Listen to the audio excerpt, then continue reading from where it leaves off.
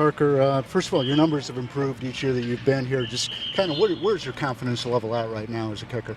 I'd say it's pretty high, definitely going into my senior year. I'm really ready for the challenges of this season, and I think I've improved from year to year, especially from further distances, so I'm excited to kind of see what this year has in store.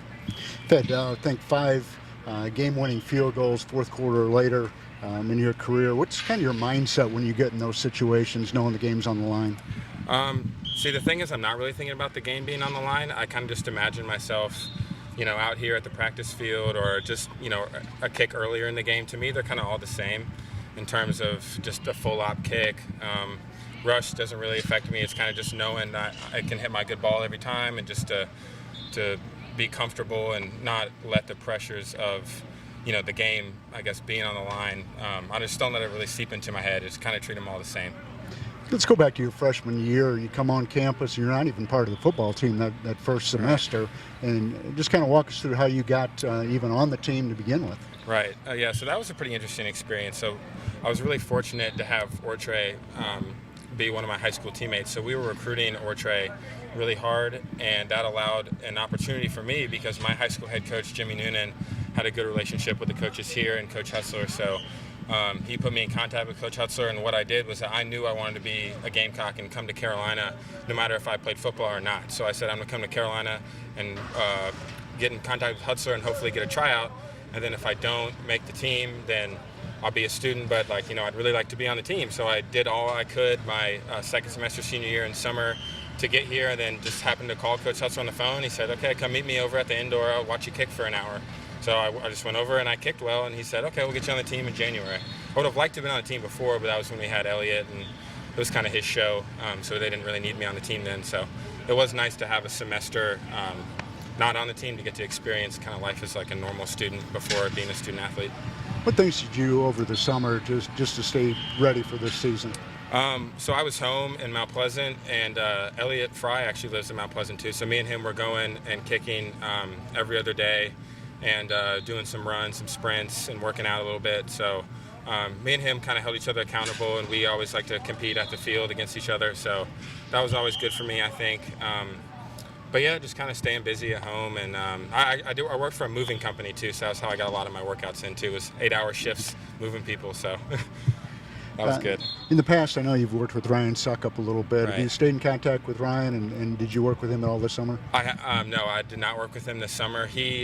Coach Krantz got us set up with a Zoom meeting, or on a Zoom meeting with Ryan. So he was able to talk to us, or talk to all the specialists about kind of mindset and just different things like that. So it was good to hear from him, and I've texted him a little bit, but no, I haven't been up there with him this summer. Yeah, one of the things that's improved for you over the years is your distance. You've always been real consistent inside 40. Last year, I think you had a 50-yarder. Where do you feel comfortable from kicking from at this point? Yeah, I mean, inside of 60, I know I always have the leg. It's just, the kicks are usually just on average, you're going to go in a lower percent of the time because you're further away. Like that cone of success is a little bit smaller from distance. From 55, you got a pretty small margin to get to the field goal. From a PAT, it's a lot bigger. So, they're difficult kicks, but I know I have the leg to make it inside of 60, so I say that's where I feel good from. Let's go back to the Georgia game last season a little bit, and late in the game you have an opportunity, and then first overtime you miss when you had a chance to win, and then you come back. Just kind of your mindset of being able to flush that and come back to hit the winner. Yeah, so throughout that week of practice, so it definitely wasn't my best week of kicking. And pregame warm-up, I kicked all right. I remember doing one. I remember in the Georgia game in the first or second quarter, I made a 50-yarder on the left hash. And in that pregame warm-up, I remember I was thinking back to when I made we did a same full-op 50-yarder left hash going the same way in warm-up. So I kind of dialed into that and just kind of allowed that to kind of give me some confidence because I had just hit that kick 2 hours before the game or whatever. So used that to kind of give me some confidence. And I felt good going into the long kick in the fourth quarter. Didn't hit it really well, but again, I felt good. Hutzler came up to me before that drive and said that 40 and in, we're going to send you, and we got to the ball exactly to the 40, so it was kind of like, all right, we're right there. Would have liked to have been a little bit closer, but that was kind of the plan, so I just went out there. I wasn't fortunate enough to make it, but get to overtime, obviously missed the game winner. and that sucked. And DJ Wonnum came up to me on the sideline. It was kind of like you good, bro? And I wasn't really too worried just because I knew that didn't lose it for us right then. So I knew if I could go out there and just make another kick, then we'd still have a chance to win the game, which is kind of what it's all about. So I was happy to go out there and make that next kick after. And fortunately, that was my last miss of the season because I was pretty upset about that one. So I kind of worked a lot harder throughout the end of the season to try to be perfect. But you got a new holder and a new snapper this year. How much difference does that make, and how's that coming together for you? Yeah, it's definitely a pretty big difference. Would have liked to get Kai Kroger here in like the spring if we could have, but we definitely gotten some good reps over the summer.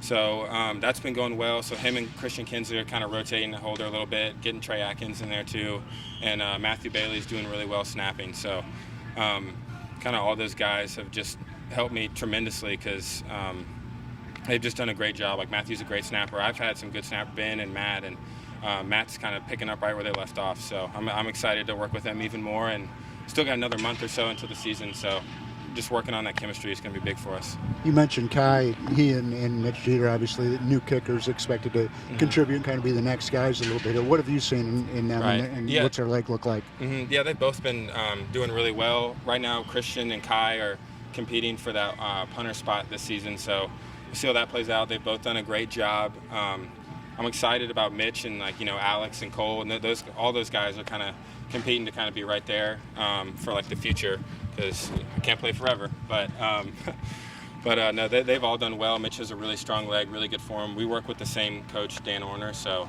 he's a really good kicker. So I'm excited about what he has in store. Last question for you, going back to the Alabama game. It looks like you got 6 on the board. I know. Just how exciting was that at the time, and to have it called back? I know. Actually, I think about that a lot, and it's unfortunate. I didn't think we'd call it. I remember going out there. It was going to be a 51-yarder, and I knew that was going to be like a career long. So I was kind of getting ready, and I looked down the sideline, and I see Hutzler look at me, and he does the symbol for us to fake it or whatever. And Muschamp was kind of giving us a nod. I was like, all right, well, here we go. So I go out there, and I was just like, oh man, and Joe's kind of smirking at me when I'm about to take my steps, and I'm kind of like, oh God. I'm like, here we go, and he gives me the toss. It's a little low, hits the ground actually, and I picked it up, and there was nobody in sight all the way to the pylon. So I just took off. So I was just like, if nobody's gonna stop me, then I'm gonna keep running. So I just made it all the way there, and then I think I was the last one of the 85,000 to see the flag, because I was still celebrating as the ref was calling a holding penalty. That's just my luck, but yeah, that was unfortunate, but hoping to get another opportunity this season to run one in.